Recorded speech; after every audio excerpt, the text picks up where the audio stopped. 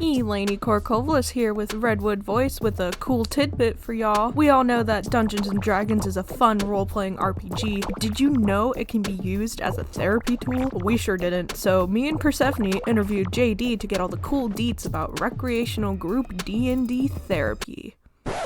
Hi, this is Persephone Corvid Rose with Redwood Voice. Hi, I'm Eleni with Redwood Voice. We are joined by one John Degler. That's my dad and grandfather. I'm JD. JD. We're joined with JD today because Paul Kurtz, station manager of KFUG, told me something interesting about recreational therapy, Dungeons & Dragons, and we're joined with JD to talk about what that means. Well, I've been doing a training with a company called RPG Research, where they use tabletop role-playing games as recreational therapy for people who have varieties of issues that they deal with. It's been a huge learning experience for me. I've been doing D&D for better part of 3 decades or longer, but I haven't approached it from this particular side. So it's been an adventure. Awesome. What kind of you said it helps with various issues. What kinds? Like if there's just a laundry list. There really isn't. There's all kinds of things that that are benefits of playing role-playing games, from learning critical thinking skills to socializing skills. And that's mainly what it brings to the table, is helping people who have troubles with those types of skills actually access them in an environment that is inclusive and non-threatening. So you're currently in kind of the research, you're training yourself. How's that going? Tell me about that. Oh, it's absolutely lovely. It's kind of fun.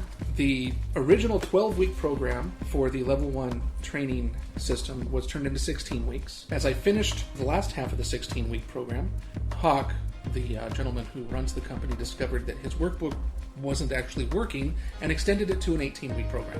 Right in kind of as a last minute. It was kind of fun. And it makes sense because some of the information is pretty intense. This isn't just learning how to play a game, it's learning the terminology that you need to become a recreational therapist over a number of trainings, and how to apply it in an RPG setting and be effective without just playing the game and going, oh look, we did it. Awesome. I was going to ask, what are you doing for those 18 weeks? But if it's a therapy training, I understand that.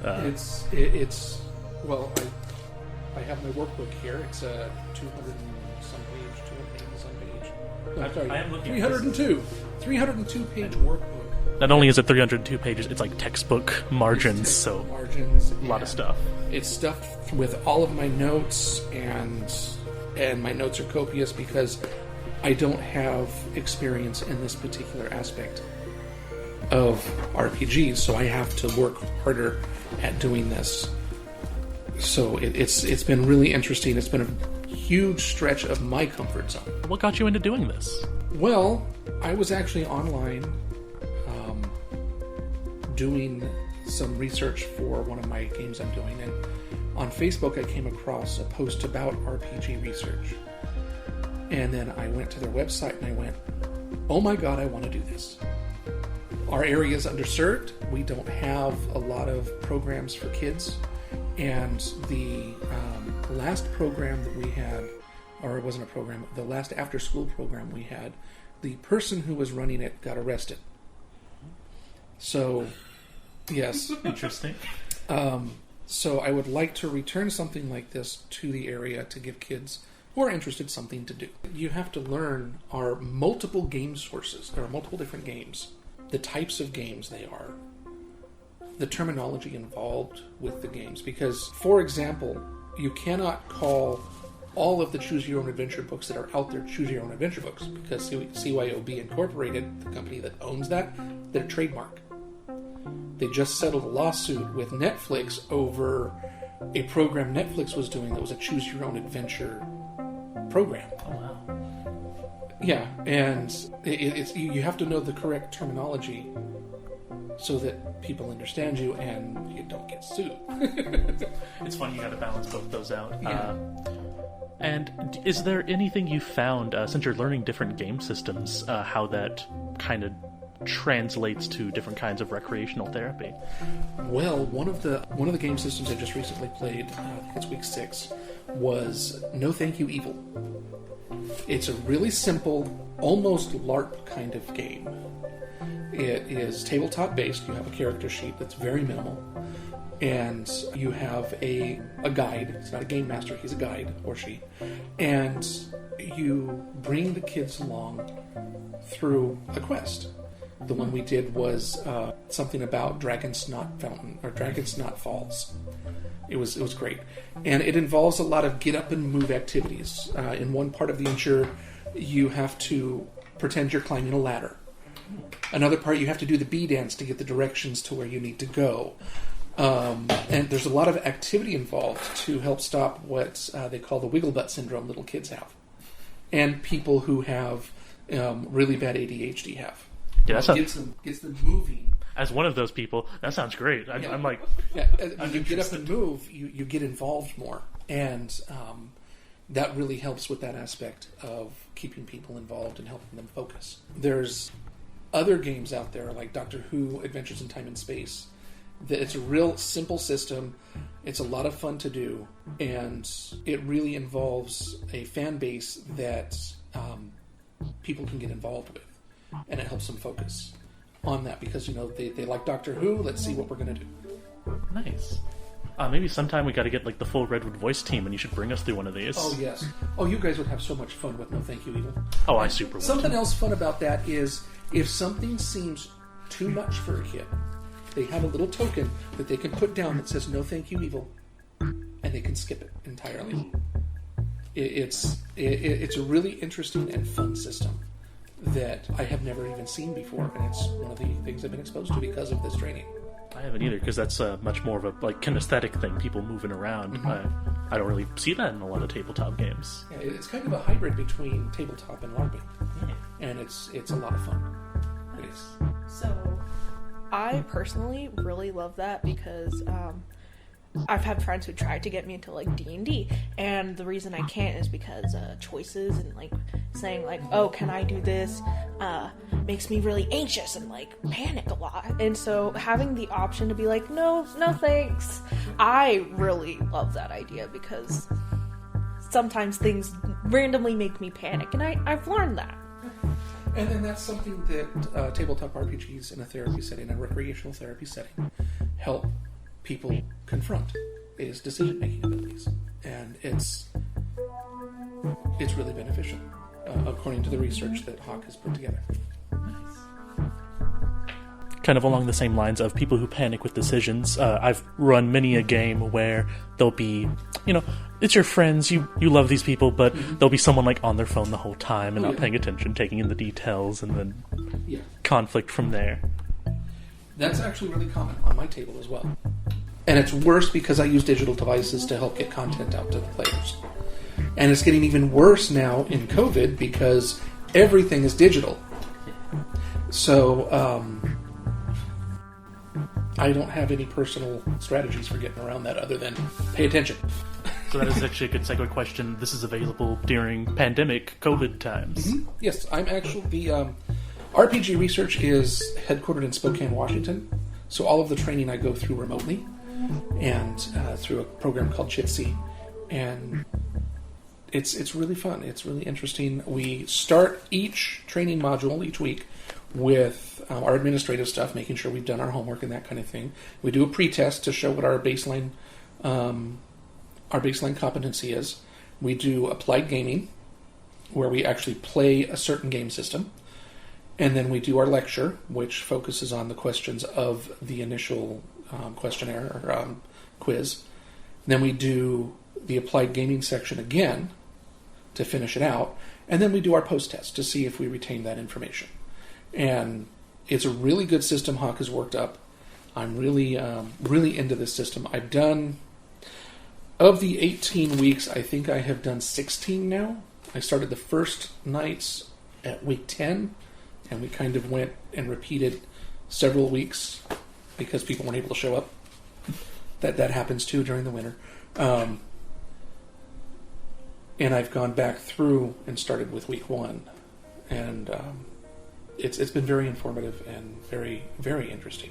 Nice. Sounds very thorough, very thorough kind of application process. It is. It's a lot of fun too. Nice. Meaning, I'm on the radio, so people don't think of me as being an introvert, but I am. And this has been a real education for me in how to interact with other people that I don't know, that I've never met before, and how to be open and I don't know, whatever with them right from the get-go, because that's not usually who I am. So even the people like administering and kind of leading get to learn something from it too. Oh yeah, absolutely. And because it is remote, obviously it does have the thorough application process, but could anyone sign up, see if they're eligible? There is an application process. You basically go to the website rpgresearch.com, you click on recruitment, and it'll take you to what jobs are available.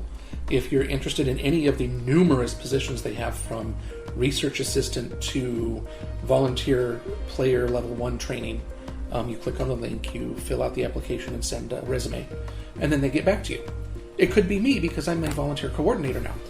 And not only do they have these volunteer positions open and paid positions on the LLC side, Hawk has invested in a bus and a trailer that he takes up and down the coast and around the country, and takes role-playing games and tabletop role-playing games to different communities that are underserved.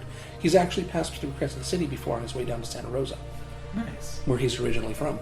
And I'm wanting him, one of the reasons I'm wanting to do this here is I'm wanting him to bring that bus here, so that we can get the interest going and get some kind of recreational therapy system based on tabletop role-playing games going here. I'd certainly love to see that. Fred, if you need any media help, it sounds like it's constantly growing, constantly adding new things. Like there's the bus, there's coordinators, people remotely all over. Well, there's more than 150 volunteers on 6 different continents. Nice. One of the other volunteer coordinators I'm training with is in Germany, and he's from Nigeria. And it's a very diverse crowd of people who are interested in making this happen. And that growth has happened in the last 18 months, which is amazing. Wait, so it started like 18 months ago? No, he's been doing this since... He's been involved in the therapy side since 1977, I believe, Hawk. And him and 2 other people, John and Danielle, got together and put together RPG Research. And they filed as a nonprofit, I think, in 2016. So RPG Research has been an official nonprofit since 2016, but Hawk has been doing this since the mid-'80s. I'm really hoping that we get more attendance to the trainings, because right now it's been 3 to 4 people, including the coordinators, in all the trainings that I've done. And it's really difficult. One of the trainings you do is you play Neverwinter Nights Expanded Edition. And there's all kinds of different things you can do with it. One of them is running the DM client, which is basically you're an invisible player that provides rewards or consequences to the other players as they go through the module you've created or that's already been created. And all of it is based on teaching you how to do all of that, how to make decisions, and how to help players move forward in their game. And it's a way of playing D&D electronically, because Neverwinter Nights is actually based on 2nd edition rules. So it's actual Dungeons & Dragons, just on a computer. And a whole bunch of people can play it. And the idea with the training is to get a whole bunch of people together online on the server, and they pass the responsibility around and lead through different parts of the adventure. We've barely been able to get 2 people together during the summer, and I'm hoping this winter, or during the winter, I'm hoping this summer that's going to change and we can get more robust training. Sounds like you might need even more people to join in. Absolutely! And again, for people at home, if they are interested in joining in, how would they go about doing that? That's rpgresearch.com. At the top of the website, you'll see a row of links you can click. One is one is volunteering. And you can click on that link, and it'll show it'll give you a list of all the jobs that are there. And there's paid jobs there as well if you want to move to Spokane. I was curious about, do you think it's like an advertising issue as to like why there's only just a handful of people involved, or just, we are in the middle of a almost 2-year-long pandemic? Like, why do you personally think it's only just a handful of people that are currently involved with this? Because, like you said, there was only like 2 to 4 people at a time. And I was just curious if you had any personal like theories as to why that was. Okay. I agree with Hawk's comment on it. He's been doing this for years, and what he has seen is during spring, summer, fall, they have a swell of volunteers who get involved and do things, and then over the holiday break, Thanksgiving and Christmas, they fall off because they're all doing things with family. So, that makes a lot of sense. Understandable. Kind of goes dormant. It kind of goes dormant. There's a few dedicated people who stick to it, and a few new people, but not usually a lot. I was kind of apparently an unusual person getting on board during the winter session, and but it was also really interesting. It was really more focused because there were fewer of us, and we were able to be more involved with the questions and the training. It's been really educational. So it goes through a cycle. It goes through a cycle, like a lot of other volunteering. Local here, I volunteer for Tanaka and Community Concert, and we don't plan events during this time period, that 3-month time period for the most part. The latest we'll really go is November, and then we'll skip through to February because there's so many other things going on. I also do Community Concert, and there's so many things going on during the winter that people are really too compressed to do something else. Understandable. Yeah. Is there anything else that we've not asked that you would like to make sure gets set? They're developing a brain-computer interface for allowing people who are complete shut-ins, paralyzed from the neck down, to be able to do yes/no questions, to do a computer game and participate in a tabletop role-playing type game like Neverwinter Nights. And this is something that Hawk has already done. He's used a cheaper interface to get characters to move in Neverwinter Nights just by thinking about it. Yeah, so him and a group of researchers are putting together a computer game based entirely on the brain-computer interface to help these people who are literally laying in a bed, staring at a ceiling, and doing nothing but have full cognition. They're conscious and they're aware, but they can't do anything. So they're trying to develop this so that they can do something. They have research going on this subject constantly, on how tabletop RPGs, LARPing, electronic role-playing games, and hybrid role-playing games help people. So this is a constant body of knowledge that's constantly expanding. And he knows more about all of that than I do. They have community outreach programs. They've got the bus. They've got just so many different things happening. Awesome. Thank you so much for talking to us. For Redwood Voice, I'm Persephone Rose. And I'm Eleni. So just in case y'all didn't catch it before, you should visit rpgresearch.com to learn more about things like volunteer opportunities and how you can be more involved in this if it interested you as much as it interested us. One more time in case you didn't catch it, that's rpgresearch.com. With Redwood Voice, I'm Eleni, and I hope y'all get to benefit from the tools we discussed today.